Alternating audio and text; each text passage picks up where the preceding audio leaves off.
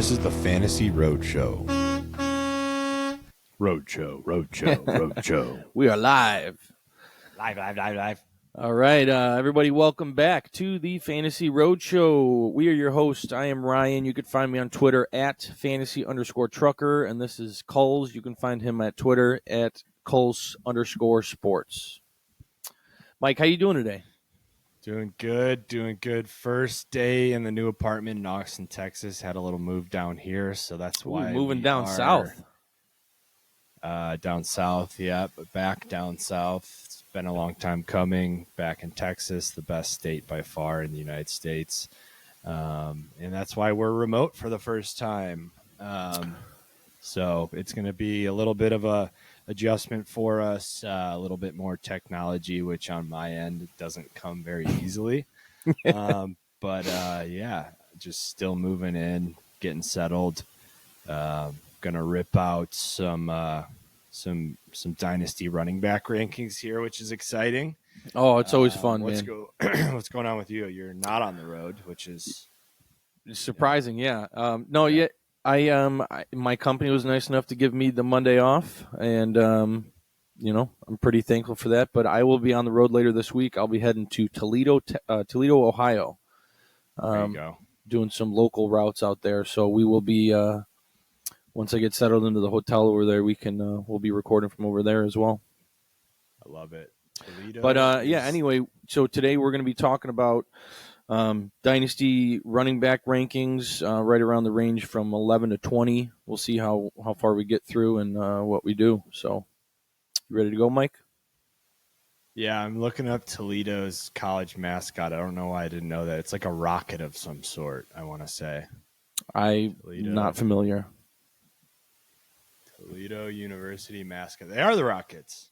The Rockets. I was right. Okay. Toledo Rockets. That's where that neck of the woods I'll be at.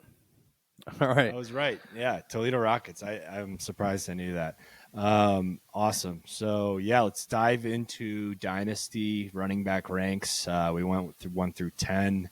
And I don't know if we talked about this in the first running back episode, but to me, running backs are so important. You find a lot of stability with quarterbacks, with wide receivers.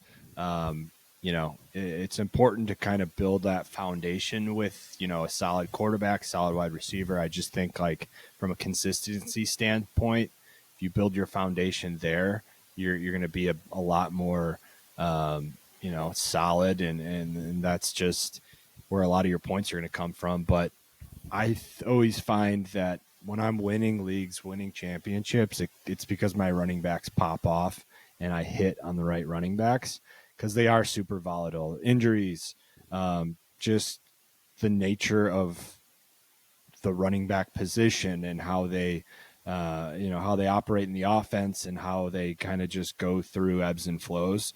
So anyways, that's why I think running backs are important, and I'm excited to keep on diving into them. Yeah, absolutely. I couldn't agree more. Those running backs are foundational pieces.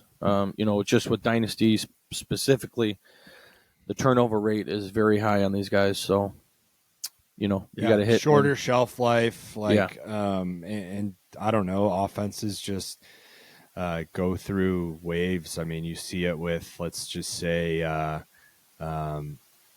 off the top of your head, who's a running back who's like hot right now? Josh Jacobs last year, perfect example. Yeah. I mean, he was always trending in the right direction, but just exploded. Are we going to have that same production for him this year? I mean, that's going to be hard to match, especially with a new quarterback. And but if you find that Josh Jacobs, probably a league winner last year. So we're going to help you find that guy. We're going to talk through, who we see. I think Pollard's a guy who everyone's talking about right now with how he has that explosive play, that explosive play capability, and he's going to earn a lot, an increased target share. But anyways, we're getting off tangent. Let's get back to the 11 to 20. I have Dobbins here at 11. I just want to talk about Dobbins real quick because I think that my ranking of 11 is being pretty aggressive, and it's assuming like that he's going to be the J.K. Dobbins we saw at Ohio State. He's going to be the J.K. Dobbins that we've seen flashes of in the Ravens offense, but not with any consistency because of injury. I think if you stay healthy, he showed a little bit last year that he can be a huge part of that offense in the J.K. Dobbins we remember from college. So, that ranking reflects that, and it is a little bit aggressive, but I think there's more stability as a whole in the Ravens offense with Lamar getting signed, getting some pieces from the receiver room, and then now JK being healthy. Yeah, I completely understand where you're coming from.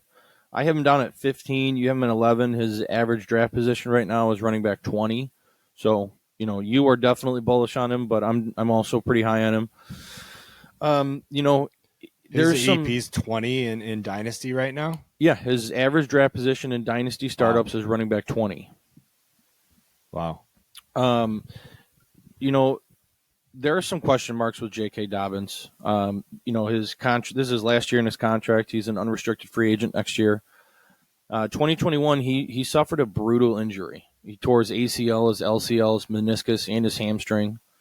But he came back last year and had a 5.7 yards per carry. So that's very, very intriguing, that fact that he came back and was able to put up that type of stat. So, he also came back quickly. It's not like, I think it was 2 months before the average player with that same injury. So he healed pretty fast, and then he showed that strength and that running ability, which for me instills confidence moving forward, because the offense as a whole is gonna bounce back. That Ravens team should be really good. They have Queen, they have Roquan on defense, so I just think that they're going to be a contender this year, and J.K. Dobbins is going to be a huge part of that.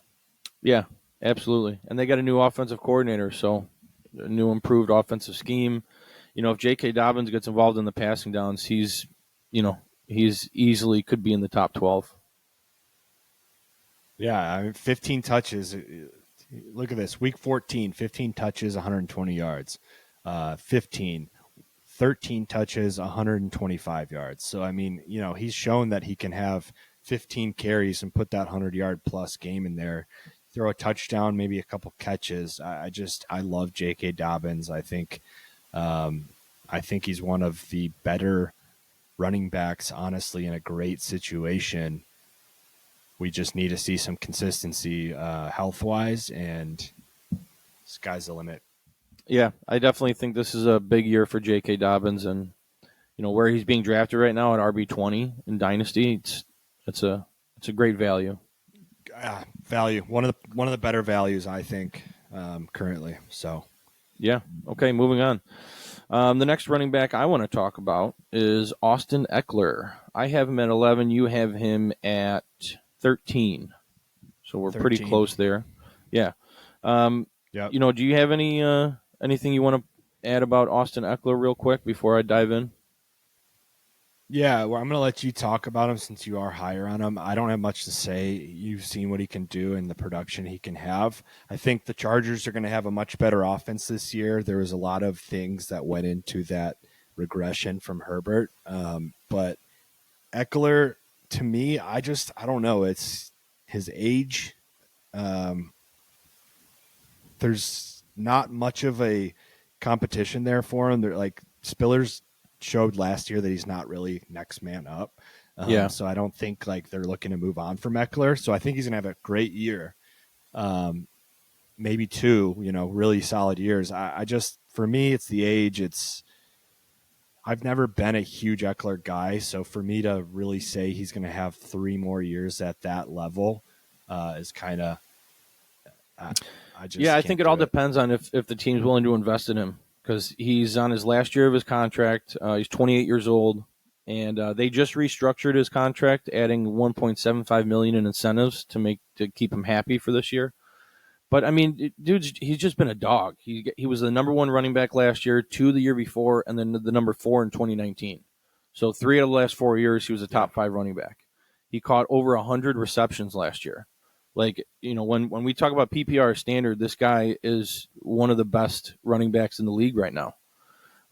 He's over the last 4 years, he's averaging 4.4 receptions per game, 13 touchdowns last year, the 12 the year before. So he's doing all that receiving work and still, rushing for double-digit touchdowns. So, I mean, I don't know. He's just as elite as it gets. And if the Chargers invest in him past this season, he's going to keep doing it, I think. But that's the question mark. I don't know. With the way the NFL is investing in veteran running backs, I don't know if he gets that contract. Yeah, so he's not – I mean, like, in my mind, in order for him to be in the Chargers, it's going to come down to, like, you're just not going to pay a 29-year-old running back whatever he's going to want to get paid. Saquon in his conversation right now with the Giants is a different story. The guy's 26. He hadn't played much the last couple of seasons due to injury. Lost a couple seasons prior due to injury. Eckler's a different story, man. Like, in fantasy, I don't want to be the guy in a dynasty league. I don't want to be the guy holding the bag when a guy like this fizzles out. Oh, definitely not. Just because, I'm all about buying low, selling high, and adding assets. So, like, if I owned Eckler in a dynasty league, I would sell him right now for someone who thinks they're a contender. And I would sell them on that. Be like, hey, like, you're gonna, you're built to win now. Eckler's a great piece, and then I'll just go and get a guy that's rising, and a couple more assets along with that, and then rather have the young guy with some questions or something to prove than the veteran who's top 5, 3 out of the last 4 seasons, but he's going to fizzle out this next year or two. Yeah, I completely understand that. I did it last year in your league. In your league, I did it last year with Kamara. Remember, I traded Kamara late to a team that was looking to make a playoff push. I added a first and a second rounder, and I'm very happy with that decision. So I don't know. Same kind of thing for me with Eckler. A rule of thumb that I try to go off of in Dynasty, and it doesn't always work, but usually if you have a stud running back, when they get their second contract, after 1 year into their second contract, trade them. That's where their value is the highest. You can, get a bag for them and move on, because after that first year into their second contract, they just, whether it's the year after or 2 years after, there's some fizzle there, and you just don't want to be caught holding the bag. So, yeah, when you're talking about those cheat codes that Eckler possesses, I mean, 107 receptions for 722 yards. I mean, that is elite, right? And I think Herbert's going to have an outstanding year, so Eckler's going to benefit from that. Yeah, I mean, this year, I could see another year with 100 receptions. Yeah, I agree. He's going to be great this year. Just dynasty wise, I'm selling on him this year. And really selling someone else on how good of a season. Do you want to take a guess on his ADP right now?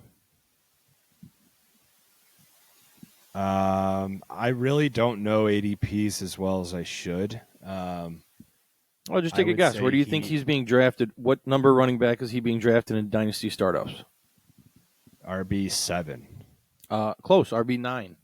Inside the top 10. We have him ranked outside the top 10. So that shows you where our gauge is on Austin.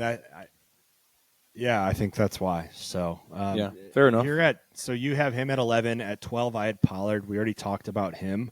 Yes, we did. I don't think we need to go any further with Pollard. So why don't you talk about who you have at 12? I have him at 14, but I want you to dive in there a little bit. This is actually a great segue, by the way.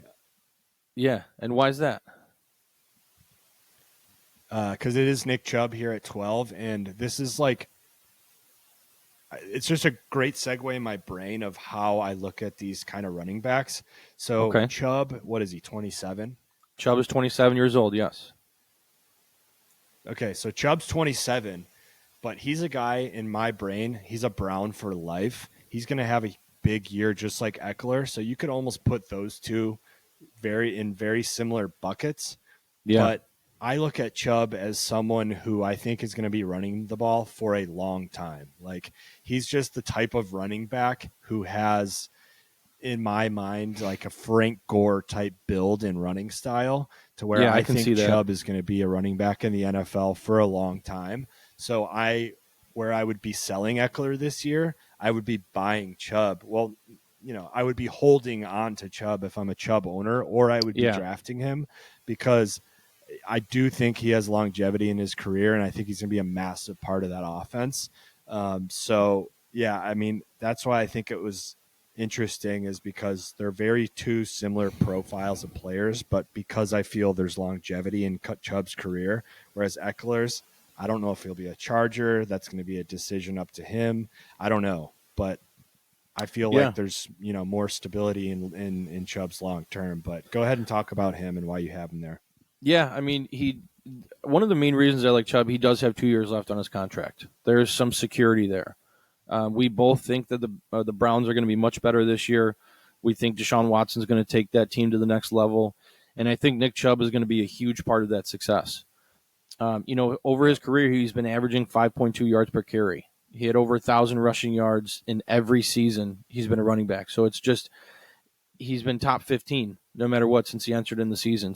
Or since he entered in the league, and he's just a beast.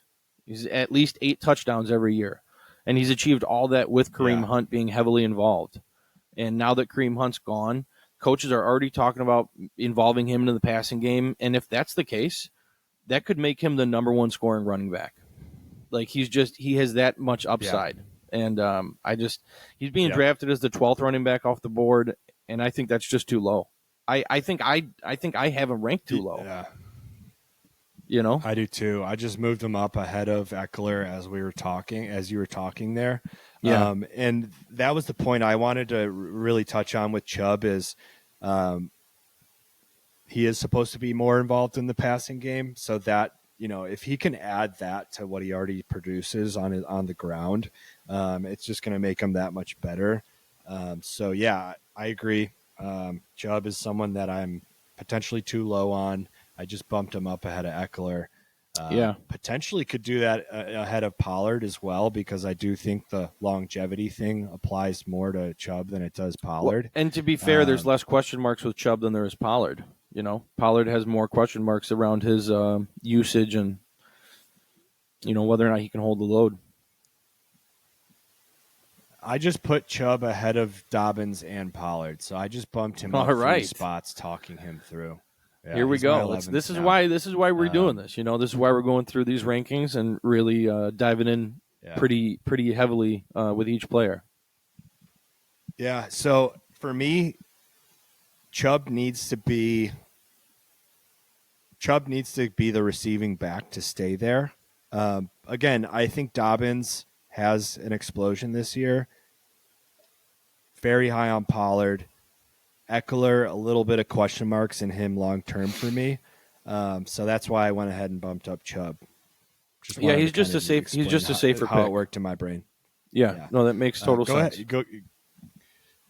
So here you have 13. You have Najee. I had him at 10, so we already talked about Najee. Yeah. So I think we're all good there. Let's hand it over to you to talk about your number 14th ranked player. He's 15 on my board. Kenneth Walker for the Seattle Seahawks. It's Kenneth Walker and me have a tough relationship right now. I don't know. Last year I was so high on him.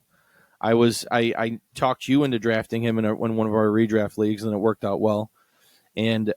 But I just don't know how this whole usage is going to work out with Zach Charbonnet. Pete Carroll just came out recently and said that Zach Charbonnet can do it all. Like, what he's seeing from him in this training camp process is just, he's versatile. And I'm really curious to see how this all shakes out. The one thing that is supporting me having him up here at where I have him ranked is the fact that back when they had Chris Carson, they drafted Rashad Penny in the first round. Everyone was big on Rashad Penny coming in and thinking that he was going to take a lot of Chris Carson's workload. What actually happened was Chris Carson was the workhorse running back. And, they they're not going to veer away from Kenneth Walker, who had a fantastic year last year, just because they drafted this young guy. So, towards the end of the season, could I see them having more of a 50-50 workload? Yeah. But I think early on in the season, I think Kenneth Walker is going to be heavily involved, and probably for the years to come. I just, they recognize how good of a running back he is. And I'm excited to see how this all shakes out. That Seattle offense is definitely one to monitor this year. Yeah, so I know the whole Charbonneau draft thing has been throwing you off with Ken Walker. I'm not as concerned. I think he's a great runner, and he showed that last year. So for me, I like Ken Walker. I do think they'll run Charbonneau, and it'll be, a running back by committee-ish. But regardless of how well-rounded Charbonneau is, he's not going to be the main back there. Unless he absolutely lights it on fire, Kenneth Walker is going to be early down back, and he's going to continue to have success in that role. Yeah, but that's what worries me. Even if he is the early down back, it doesn't scare me as much as it scares you. Even if he is the early down back, Charbonnet being a bigger-bodied running back, he's bigger and heavier. He could easily take the goal line workload, and if that's the case, I'm just worried about the production that Kenneth Walker can actually produce. If he's not getting the touchdowns, Charbonnet should be more involved in the passing game. He had 9 touchdowns last year. He had 9 touchdowns last year. But that was the majority of the season. He was the featured running back, and I worry that if he does lose that goal line work to Charbonnet, we could see some major trouble in the shares of Kenneth Walker. Yeah, I just don't see Kenneth Walker's going to get his touchdowns, and whether that if you have success on the goal line, you're not going to change that up.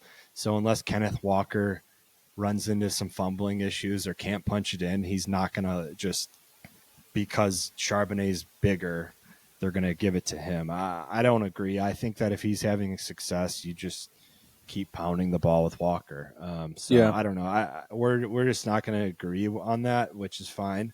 But I like Walker. He's young. I'm not going to have the stat off from the top of my brain, but I think he was one of the top 3 or top 5 backs in the NFL last year with yards after contact. So he runs the ball well. He's in an offense that likes to have a running back by committee. So, ever since beast mode and even a little bit with beast mode, Carroll's had a couple backs back there, so I'm not too concerned about it. I would be more concerned about Geno Smith, so that's kind of my take there. Okay, fair enough. All right, so we will be right back after this quick commercial break.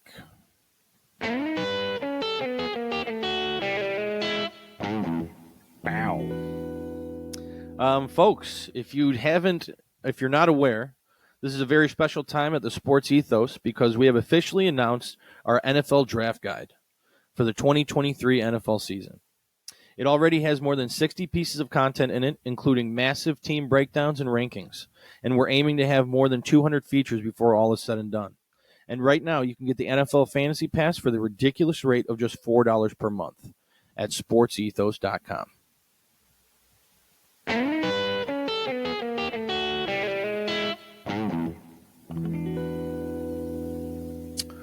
All right, welcome back.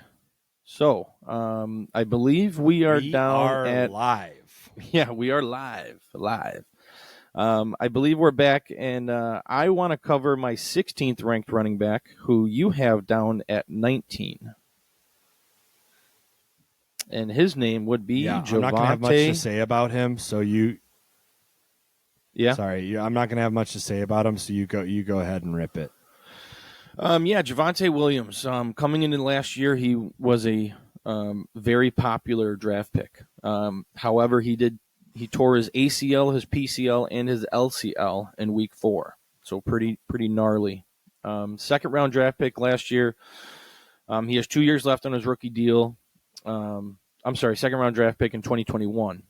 Doubt he will get a full workload until late in the season. They're talking about, he might even be on the PUP.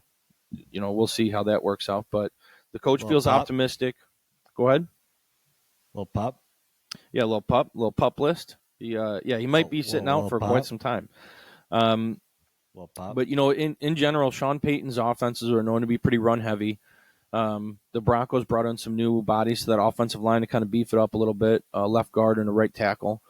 The team should see major improvements for years to come, and as long as Javonte can come back and kind of reform what he was before that, I think he's a top 15 running back for years to come. So right now he's being drafted at, running back 18, and I believe you have him right around that range. So anything you want to add about Javonte? I have him at 19. I don't really want to add much. I think the Broncos have a much better year than they had last year, or you would at least hope. Otherwise, that may be the worst contract of all time for Russell Wilson. But I expect him to improve. He's a hardworking guy. He's going to figure it out. Give him a year in that offense, and Sean Payton. So Javonte, to me, is like Charbonneau, how you describe Charbonneau. He's a guy that can do it all. Definitely. He needs to get healthy and get on the field. And that's going to be huge for him. However, I don't think he's going to be rushed back early on. He is supposedly healing extremely well, even faster than Dobbins did.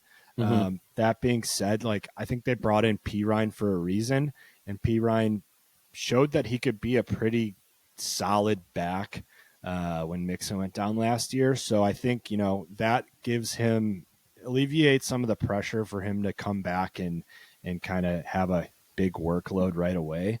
So I expect it won't be until later this season for him to kind of work, get that workload. So it'll depend on how the Broncos are doing at that point in the season. But for me, there's not much to say about Javonte. He's a great running back and do it all. Just needs to come back and get healthy in an offense that's trying to figure it out. Yeah, I completely agree. So, I'm excited to see how that all how he returns from this injury. That'll dictate how high I make him next year. Supposedly, he's healthy and performing well and looking good. So we'll see. Yeah, absolutely. All right, Mike. You have someone down here at 16 who I have down at 18. His name is Cam Akers. Little fun fact: did you know Cam is not short for anything? Like his first full name is Cam, not Cameron. I just thought I found that a little interesting. Did not know that. Not usually the case. Yeah, not Cameron, just Cam. So, Mr. Cam Akers. That, no. Go ahead. What do you like about Cam? I like Cam Akers. I think he had a pretty brutal injury, the torn Achilles, that doesn't have a great reputation of coming back from that and kind of having the same explosion that you want out of a running back. However, Cam Akers did show that. When they leaned on him heavily last season at the end of the year, he performed at a very high level. So to me, that was make or break for Akers. He expressed a little bit of he expressed that he was really unhappy and wanted to get moved. So in a season where the Rams, it was a dumpster fire there with Stafford getting injured, Kupp, Baker Mayfield is their quarterback. They just said, let's throw him to the fire, make him a featured back, see what he can do.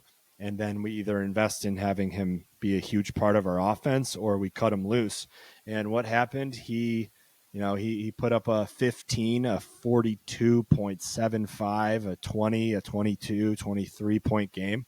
He rushed for 100 yards in his last 3 games of the season, 3 touchdowns in one of those games, even caught the ball a couple times. So to me, he showed that A, he's healthy coming off that Achilles and has that explosion to be a lead back, and B, he has the production and the ability to do so.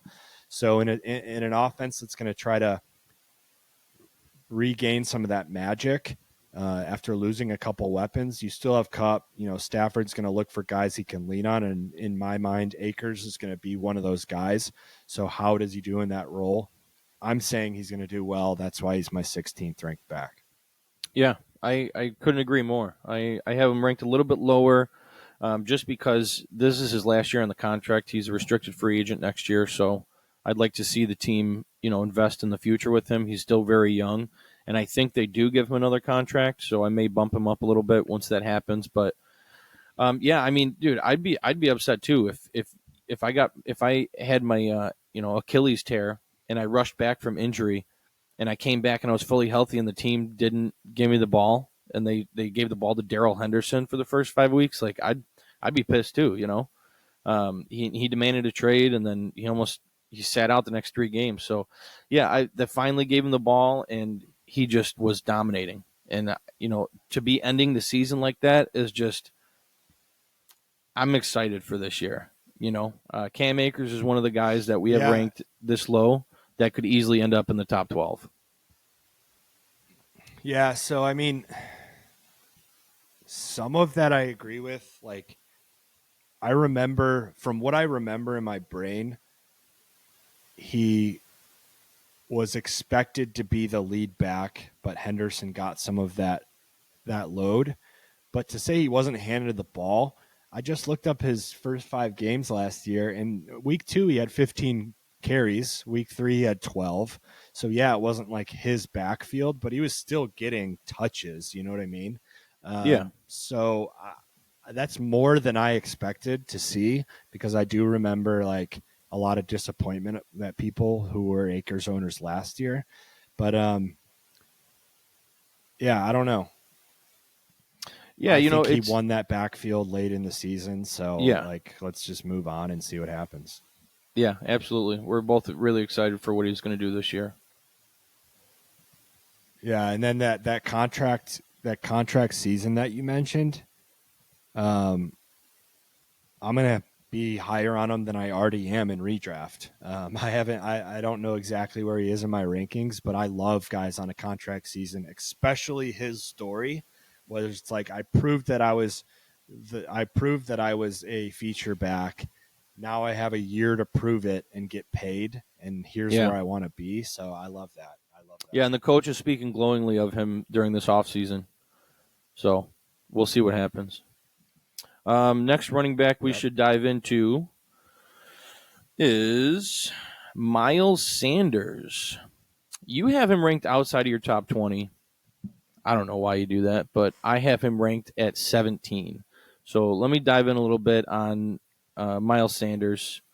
This offseason being traded to the Panthers is pretty intriguing to me. He got a 4-year contract worth $25 million. He got the most money out of any free agent running back this offseason, so that's promising. The Panthers didn't draft a single running back in the draft. Also promising. He's returning with his former running back coach when he was with him for 2 years. He had a season with 50 receptions and almost 1,200 yards per season. He's top 10 in yards per carry. He has top 12 upside. He could be one of the few workhorse running backs in the NFL. I personally just traded for him. You actually gave me Miles Sanders in a 3rd rounder, and I gave you a 1st rounder next year. I'm big on Miles Sanders, and I can't speak highly enough of him. I know you have a contrary opinion on him, so why don't you go ahead? Yeah, I just don't think he's a featured back, period. He's going to have that opportunity. Although I do like Chuba's been all right. He is going to have somewhat of a role. But for me, it's more Sanders is not a featured back. He's not, in my mind, have enough talent and have that kind of role. So I think a lot of his success last year was in an Eagles offense, which complemented a running back of his style really well. You mentioned caught 50 balls, so that's something that I would look at highly is with a rookie running back. Who was that rookie or with a rookie quarterback? Sorry, who is that rookie quarterback's college running back? Jahmyr Gibbs. So if he wants to use Sanders as his Gibbs here at the NFL level, then that bodes extremely well for Miles Sanders. Yeah. So I think the opportunity is going to be there, and he's going to have every opportunity to excel. Me personally, I don't think he's that guy. So that's why I'm a little bit lower on him. Yeah. I love the trade that I made with you, getting a first rounder for him. I sold him to someone that believes in him, and the opportunity is certainly there. So if he, balls out, he's young enough that you may end up winning that trade. It's just how I feel about him personally. If I can add a first round asset that I was looking to replace for trading up for Bijan, then I'm going to do it.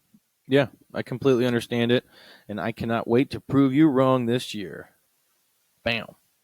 All right, Mike, who do you want to dive into next? Let's dive into my number 17th ranked guy, which is DeAndre Swift, who replaced Sanders in Philadelphia. I'm a Swiftie, I'll admit it. He is stepping into that role, which I think, as I said, complements a running back really well, because you have the field spaced out more when you have A.J. Brown and Devonta, and then you have Hurts' legs. Well, that keeps the defense on their toes more, so that opens up a little bit of running room. What does Swift do with running room? He runs wild. So I think Swift is going to be an awesome – he's in his perfect situation. He's at home in Philadelphia in a very potent offense that complements a running back who can make big fucking plays, and that's exactly what he's going to do. So if he can stay healthy, he's going to be awesome at Philadelphia. Quite honestly, I think I should be higher on him in best ball drafts than I currently am, because he's going to have huge plays a lot. Yeah, he's an efficient running back. I will say that. I have him ranked pretty low. In Dynasty, I have him all the way down at 25. And a few reasons why. He's got 1 year with the Eagles right now. This is a kind of a prove it year with them. The Lions were totally fine giving him away, and I don't know. He's considered the pass catching running back, and the Eagles were bottom of the barrel in targets to the running back. I'm higher on his counterpart, Rashad Penny, but we'll dive into that in another later episode. But yeah, I don't know. With the injury history with Swift, it's a little scary, but I don't see them utilizing him with the large enough workload where, he would be getting injured again. But, he's a young running back and he's really good. So I could definitely see where you're coming from, and I think he'll be really good this year. Yeah. You're talking about injuries. He's still played 13, 14 games. The touches aren't where you want him to be with that many games played in the season, but he's a top 20 running back all 3 years, 21 last year, but still, obviously, as you said, the efficiency is there. We need to get a Swift. I don't know what it's going to be, but we need to get bet? a podcast. Yeah, Swift bet on the board. Okay. I don't know what that's going to look like. I'll just have an say idea. He's a top 20 back. I don't know. I have an idea. He's top 20? Okay, I think the top 20 is in a possibility. But I will say, if you're willing to bet on this, I think by the end of the season, Rashad Penny will have more rushing yards than DeAndre Swift. I don't know if I'm willing to do that. Swift's highest number is 617. So if that's the mark for Penny to get, if he's used in that offense as a running back, then I expect him to get more, just because that's what they would use him for. Okay, whereas so Swift is going to be. So how about this? Would you say that? Would you be willing to take the bet that Rashad Penny? I would bet that Rashad Penny has more fantasy points by the end of the season than DeAndre Swift. 100%, yeah. Okay, all right. Let's make that bet then. Shake on it. All right. Whammy! Whammy! Cheers, Celsius, to that.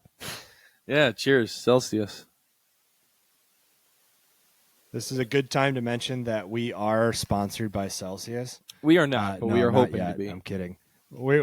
Someday we will be. We are both avid Celsius drinkers, so you'll probably see us having one with most podcasts we're recording. But anyways, let's move on. We have our Swift bet on the board. I am confirmed a Swiftie, and let's see who do you got?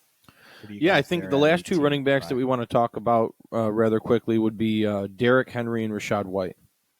We both have him right around that range. You have Derrick Henry at 18. I have him at 19, and then we both have Rachaad White at 20. Which one would you rather talk about first? Let's go ahead and Henry. We're both higher on Henry, and then we both have White at 20. I'm not going to say much about Henry. Everyone knows who he is. King Henry. He's awesome. He's going to be elite. His receiving is picking up as well. So I don't have much to say about him. Yeah, last year, real quick, he what was it? He saw his career high in targets, receptions, and receiving yards last year. Yeah, that's awesome. I mean, at this point in his career that he's adding that element, he's great, and he's going to continue to be great. I just don't know for how much longer, so that's why, he's down here. But, if you're in a win-now team, you probably have 2 years of extremely high production, so go ahead and get Henry, win a championship or two, and then look at how you're going to build to replace him. But yeah, when you talk about mileage on a car, Mike, that car's got a lot of miles. Yep. A lot of miles. Yeah. So. But, we've talked about that, right? So that's how I view running backs, as mileage is like on a car. Kind of the same thing in baseball, like a pitcher's arm, mileage on a car. That's just kind of how I think of it in my brain. Derrick Henry is a car that can put on a lot of miles. You drive a big rig. How many miles can you get out of that bad boy? Oh, I mean, 1 million miles definitely is possible. 1 million Literally miles 1 million. on a big rig? Literally 1 million. I mean, I've heard of some big rigs, some Peterbilts go up to 200 million. Or I'm sorry, 2 million, not 200 million, 2 million. 200. All right. So, and then, what is your Jeep? What do you project out of your Jeep? I'll be happy when I get 200,000 miles out of it. There you go. So 5X in the big rig. I think of the same for Henry. A lot of the times he's hitting other people. He's not getting hit. He's just built like that big rig. So mileage, he can take on more mileage. I don't know how much longer he's going to be as effective, running the ball 25, 30 times a game. Yeah. But he doesn't seem to be slowing down though, Mike. Last year he had 10 carries of 20-plus yards, which was the second most in his career. Last year he also had 4 carries of 40-plus yards, which ties his career high in 2020. So he's still breaking those long runs. I don't know. The team has a new offensive coordinator this year. We'll see what his usage looks like, but I mean, the guy's a fucking tank, and last year proved that he hasn't really slowed down yet. He is a fucking tank. We don't need to go much longer. Everyone knows Derrick Henry. Everyone knows how good he is. The big question mark will be how many years for Dynasty.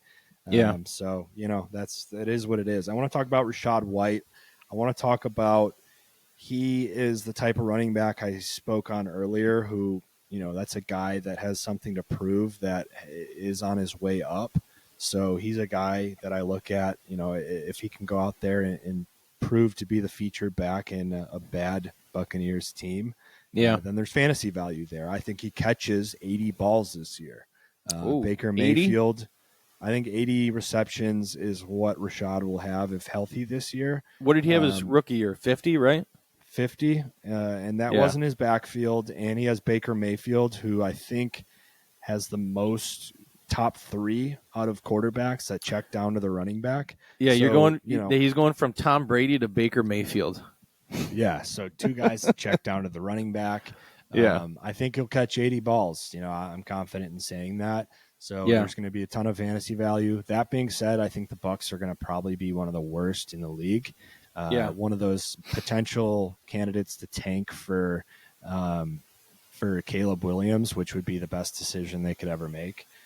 So Absolutely. good running back, good fantasy weapon on a really bad team. How do you, and he's young. So that's my thoughts on Rashad. Yeah, I completely agree. And, I feel like you've said it all right there. I don't really have much to add. He's an intriguing young running back who can catch the ball. He should have a long career. So we'll see how that plays out. Huh? He's a Sun Devil. A Sun Devil. Yeah, there you go.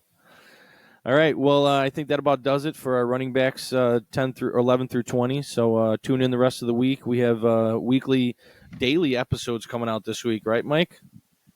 Yeah, daily episodes. You said let's wrap it up. I think that's funny segue from the Sun Devils. All you ASU students do the same. But yeah, we're going to release episodes one day a week, hammer through our running back rankings. Same thing probably with wide receivers, Monday through Friday, one a week. So we want to get these Dynasty rankings. They're very important, so we want to get them to you. We want to get them to you timely. We're still in Dynasty season, but with training camp coming up, redraft is approaching. Redraft is right there. Yeah, I mean we're already in some best balls. We want to get you, all the best ball content out there as well. So we're gonna hammer through. We're gonna crank out episodes every day this week, and hammer out Dynasty so we can get into the other stuff. Yeah, absolutely. All right, tune in and buckle up. Buckle up.